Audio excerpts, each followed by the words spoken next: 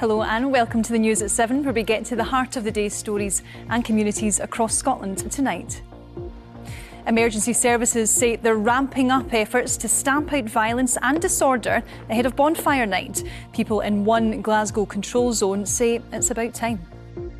If they could just be a wee bit more responsible, that would be ideal. Yeah, it's not very pleasant living here around Bonfire night. We'll hear from the police and the fire service. Also tonight, slashing summer holidays, shifting term times. How would you feel about a school term shake-up? We'll speak to an education expert who says the status quo is out of sync with modern living. Of course, we have all of the sport for you tonight with Lewis. Yes, Sarah, we speak to a former player and manager at Tynecastle, Craig Levine, on Hearts' title chances. Yes, we're talking about it already as they prepare to face the champions, Celtic. Look forward to it, Lewis. And as the latest tranche of tickets go on sale for next year's Commonwealth Games, we'll speak live to the boss of Glasgow 2026. Hello, I'm Sarah McMullen. Welcome to the news at 7.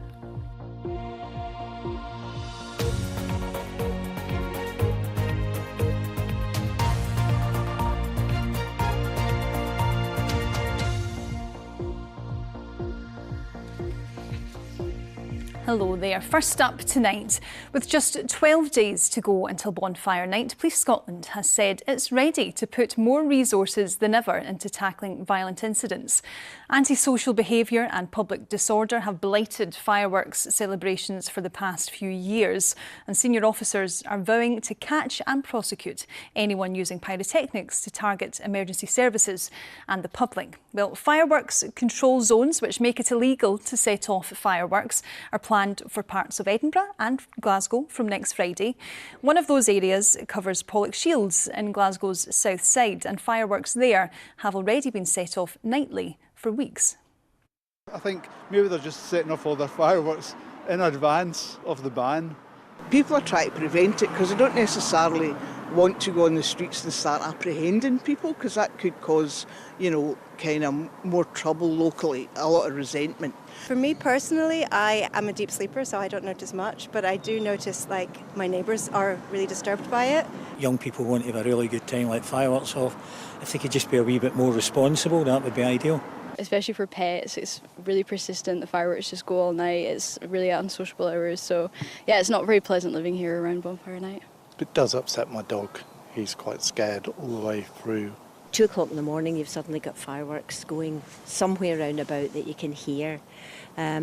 We just are living with it at the moment, but I would say that Glasgow Council's trying to do something about it, particularly in this area. They are, yes. Well, the annual security operation aiming to crack down on disorder around Bonfire night is codenamed Moonbeam and begins on Monday. Here's what police and the fire service told us about those plans. Last year, during Operation Moonbeam, we saw a significant reduction in serious disorder across Scotland, and that was really welcome. And we saw a massive reduction in injuries to police officers and emergency service workers, but we still saw unacceptable conduct and criminality, particularly in Edinburgh and Glasgow. And as a result of that, police arrested and brought before the court 61 people. So this year, in our learning from that, we're putting in place a very large operation. We've engaged in a number of events, both with primary schools, secondary schools and youth education around elements to make things safe and how to conduct yourself in an appropriate manner during the bonfire period. Over the last couple of years, police officers in particular have been faced with petrol bombs and also with industrial-sized fireworks. And when we talk about fireworks, we think of pretty things that light up the sky, but these are large, essentially explosives, often being fired horizontally at police officers. The impact of the noise on their hearing, but also the risk of being hit by one of these and being burnt or injured is really, really significant. There's some safe steps and some simplistic steps in there, such as making sure that any bonfire within that is in a clear distance from any property and that there's nobody of risk that enters that area. Also that consumption of alcohol is not advisable around that time when lighting and bonfires and fireworks. The bottom line, the message is, if you come out with the intent to commit criminality, you will be identified and you will be brought to justice. We want everybody to have a safe and enjoyable bonfire night. It's an element of celebration. It's well cemented within the cultural calendar of Great Britain, and we want everybody to make sure that it passes as safely as possible. OK, now it's that time in the programme. Let's get a roundup of the stories which are making the BBC News app here in Scotland today. The legal team in the Sheikh Ubayo inquiry have resigned just days after the chairperson stepped down. Lord Brackadale confirmed he was departing the multi-million pounds inquiry on Tuesday. Elsewhere, a 47-year-old woman has been arrested over the death of Graham Wright, whose partial remains were found in Loch Lomond last month. She's been charged with murder and attempting to defeat the ends of justice. And medical supplies and mail could be transported by drones to cut delivery times in rural parts of Argyll and Bute. The UK government has invested £500,000 towards the project. Well, for more information on all of these stories, you can of course scan that QR code, which you can see there on the screen now. That takes you to the BBC Scotland News app, and there is so much more there for you. Now, the latest tranche of tickets for next year's Commonwealth Games in Glasgow was released at midday today after residents of the host city were invited to pre-register and could book their spots at the 10-day event from Tuesday. That's now been extended to the whole of Scotland. But are people outside the Central Belt excited about the scaled-down Games? We went to Aberdeen to find out. Yes, it's definitely on the radar, quite excited, a bit worried about the cost, and it's sad that it's so hard to find somewhere now to host it because it does cost a lot. I mean, it'll be good for the country, I think. Lots of people coming over, but I'm not clued up about it, to be honest. What about yourself? Yeah, I haven't heard much about it, to be honest. I feel like you only really hear about it when it's actually started. Yeah, I probably would go along if it was convenient for. I wouldn't probably plan for it, but I would go if there was tickets and it had a day off. Talking to you today is the first I've heard of it. I think I maybe seen a news story a while ago, but no. Obviously, it came to Glasgow last time in 2014. Do you remember much about that time? I mean, I went to it. I lived there at the time, so yeah, I went to it and quite enjoyed it. I just didn't know what was happening again. Yeah. Does it excite me? Some aspects. Generally, we'll watch it and follow it very closely on television, but not so much to go there, shall we say. Well, let's discuss this now with Phil Batty, who's the Chief Executive of the Glasgow 2026 Games. Hi Phil, thanks for being with us. Good evening. Good evening. To get us started, tell me, what did you make of some of the comments that you heard there? I think one of the things that we see with any major event is the anticipation builds as you get towards the event, and we've had loads of enthusiasm, of course, this week with tickets going on sale, but that builds on all the volunteers that have applied to be part of the Games, some of those people who enjoyed 2014, but many, this is their first time for a Commonwealth Games and they're looking forward to it in Glasgow next summer. So you see that enthusiasm transcending the Central Belt then? Oh, absolutely. I mean, today's a really good example. We opened up tickets to the whole of Scotland today, and we had a phenomenal response from across Scotland, but also for the whole range of sports that we've got on sale as part of the programme. So 10-pack days, athletes competing from all parts of Scotland too. So there's definitely a home crowd getting behind the Games this year. And you've said phenomenal sales for that pre-sale at midday today. Do we know what numbers are the sales where you expected them to be? The sales have definitely exceeded expectation. I think our online community would definitely attest to that because we had a Glasgow City pre-sale on Tuesday. We then released a whole new wave of tickets today for the whole of Scotland. On Monday, we then opened that out to the UK and the rest of the world. And then there's public sale next week. So thousands and thousands of people, and also for all of the sports in the programme. So we've got 10 sports, 6 para-sports, and we've seen great demand across the piece. And some people have expressed some concern around pricing of the tickets. I know a member of our team, he bought a ticket for the athletics for one adult and one child. I believe it's for the last day of the athletics, and that came to £263. Do you think there runs a risk of pricing some people out of this? And could it make the Games an elitist event almost? So we take the pricing of the competition really seriously. I think the key thing is there's a range of prices for each of the sports for every single session. So there's tickets for every single medal event from £26, every single qualifier from £17, but there's also concession prices for children from £12 and £13. So there's a wide range of opportunities to get involved in the ticketed spectator tickets, but also we tried to make sure that that's balanced across those sports. And I think we've seen that with, tickets at every price point have gone over the course of these last few days. And this is a scaled down version of the events. Are you confident that will deliver the world-class sport sport that people are expecting to see when they come? I just don't see it as scaled down. There's 215 I mean, medal it is events. scaled down. There are less events. 261 medal events down to 215 medal events. But I think what makes this Games different is it's the largest ever parasport programme. There's more swimming than there was ever before, including in 2014. We've got 3x3 basketball, 3x3 wheelchair basketball. They weren't here in 2014, and there's more teams than Birmingham. And it's the biggest ever track cycling programme. So what we've done is we've taken 10 incredible sports, we've supersized them for the venues that we've got, and we're looking forward to 10 incredible days of sport. So you're saying even though there's less sports, you are compensating in other ways? Yeah, there's 3,000 athletes, so they're all going to be competing at their best. It's world-class sport, and crucially, we get to welcome 74 nations here to Glasgow to enjoy the city's welcome. And very, very lastly then, Phil, general sale, that is next week? General sale's next Thursday, so if you didn't sign up for one of the pre-sales, get ready for next Thursday, and you can get tickets to every single sport next week. OK, Phil, thank you so much for joining us and talking us through all that. Appreciate it. And thank you for joining us on tonight's News at 7. We have so much more for you coming up in the programme, including Best Buddies. Paisley celebrates as it's named Scotland's Town of the Year. Storm Benjamin pulling away but leaving us in a cold Arctic northerly airflow that's going to bring some wintry showers to places over the weekend. I'll have all the details later in the programme.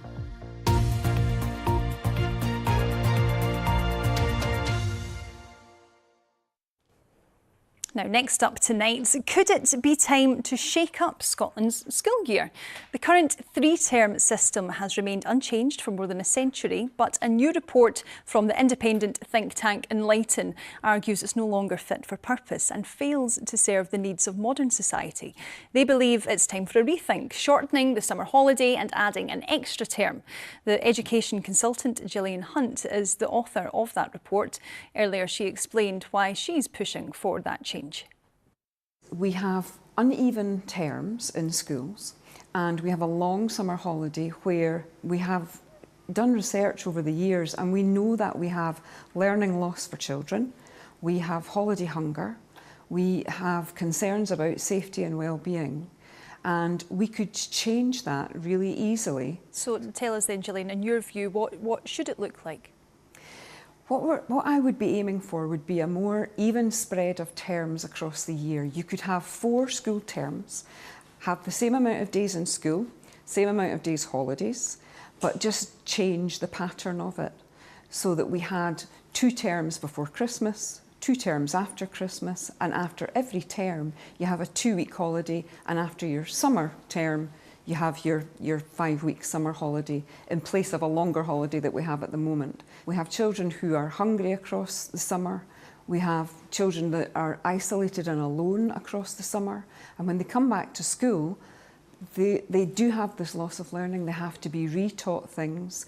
And many children are lonely across those long holidays too. So do you think then, if this was to get the green light, do you think this would be popular among parents? I think it could be, because I think it could balance out some of the childcare issues that people have. As I say, it's not going to answer everything, but I think that it can give you an opportunity to think about how you would spend your year. When parents are planning for the summer, they're having to pay for activities for their children, they're having to pay their school holidays, they're perhaps having to pay childcare, and it's all in the one place. So I do think that there would be parental support, and it would give them perhaps flexibility when they took their own holidays. And what about teachers then, Gillian? I mean, you would presume that reduced holidays would mean increased term time for teachers. We know that teachers at the moment, many of them are reporting an unmanageable workload. Yeah. Some of them are already balloting on strike action. So would this be popular among teachers? I think that's a really key issue. Workload is a huge issue. What I'm advocating for is not additional term time, it's exactly the same.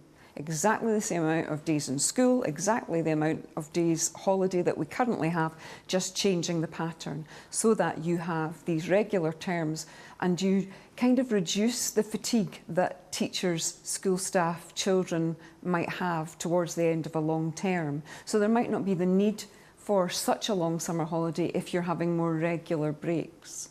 You know, I speak as a teacher myself. I'm an educator of, don't even want to say how many years, but but I remember that feeling of trying to get to the Christmas holidays, trying to get to the summer holidays. So if we change the pattern, it will be of benefit, I feel, to everybody. Let's have a conversation about it. This is what I think is really exciting about it, is let's have people talking. Let's talk to parents. Let's talk to all the public bodies, private sector, third sector organisations, young people. Find out what people think and how they would want their school year to look. OK, Gillian Hunt, thank you very much for joining us and opening that conversation with us tonight on the News at 7. Thank you. Well, we put Gillian's thoughts to the Scottish Government, who told us ministers will consider this report's findings as part of wider work to improve school-aged education for pupils and teachers, although currently there are no plans to change the school holiday calendar. They also said, we understand the cost of living crisis has put pressure on families underfunding initiatives during school holidays, and this includes almost £22 million to provide holiday-free school meals alternatives for eligible families. Well, what are your thoughts on Gillian's proposals for changes to the school year? We'd love to hear your thoughts. Our email address is news7@bbc.co.uk. Well, still to come, we'll have a full weather forecast, of course, with Gillian, and we'll take you on a trip to Paisley, as it's named Scotland's top town. But before all of that, it is the sport with Lewis. Thank you very much, Sarah. Good evening. It is the biggest game of the season so far, as first takes on second. High-scoring Hearts have won 7 out of 8. Misfiring Celtic bounced back from defeat at Dundee with a win over Sturm Graz last night in the Europa League, but it came at the cost of injuries to Cameron Carter-Vickers, Kelechi Iheanacho and Alistair Johnston. Hearts' win away at Kilmarnock last week put them 5 points clear. A win over the champions at Tynecastle on Sunday would stretch that lead to 8 points. But despite problems for Celtic on and off the pitch, the Hearts manager and his players all say the same thing. They're facing their biggest challenge yet. We recognise that Celtic will be a tough game for us. It always is. You know, I've played against Brendan teams often enough, and he's such a top manager, top operator. We've got our work cut out on Sunday to get a result, and all I'm focusing on is us trying to be the toughest opponent for them and making sure our performance gives us a chance. So I can't be dependent on any opponent, whether they're poor or whether they're strong. We've got to accept that there's a challenge there, and we just need to concentrate on ourselves. You look at it, they've lost one league game all season. They're not exactly in dire straits. People can say what they want, and outside us looking in, we know we're going to be by far our toughest test that we've had, and probably the toughest test we're going to face in the league. We got into that game knowing that we have to be at our very best, which thankfully we have been for most of the season, and if we've gone at our very best, there's no reason we can't go and believe that we can get the result. There's a lot of focus on us and a spotlight being shown on us at the minute, but we've got to try and embrace that. And why would we know? Do you know what I mean? We're working for a big club, we're working for an ambitious club, and we believe we want to be successful, we believe we can be successful, and who's to say we can't be successful this season, whatever that success looks like. The fans can think what they want, the fans can enjoy it, and they can dream everything. We're in the change room focusing the next game in front of us, and hopefully, as I said, all that we care about just now is there's a big game at Tynecastle against Celtic that we really, really want to win. And someone else who would really, really like Hearts to win at Tynecastle is a former player, manager and director of football there, Craig Levine. I asked him earlier if it's too early to talk of a title run by Hearts. I mean, the way that Hearts have started this season, and you know, it's quite unusual for both old firm teams to be in the doldrums a little bit, but that's what's happening at the moment, and Hearts have managed to steal a march, and there's some pretty good stats that they've got going in their favour. I mean, they've scored the most goals in the league by a fair margin. Defensively, they look extremely strong. I think they're creating lots of chances, and they've got a 5-point lead as well, which is quite a lead going into this game on Sunday. And this is a pivotal moment for me. I think if Hearts can manage to win this game, then I think the supporters can start to get really excited. Yeah, and I think we don't need to look back very far, do we, Craig, to get a reminder of maybe early talk in a title race. Just look at Aberdeen last season. But you touched on it, and is this the big difference, that Celtic and Rangers are just so far off it by their usual standards?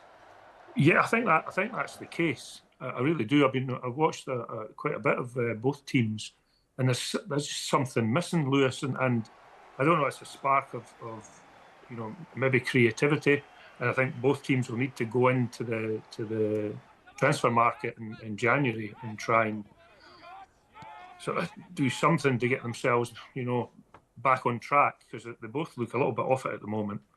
And speaking of the transfer market, as a former manager of the club, and of course as a former director of football as well, you must be really impressed with the players that have come into the club and made a real impact.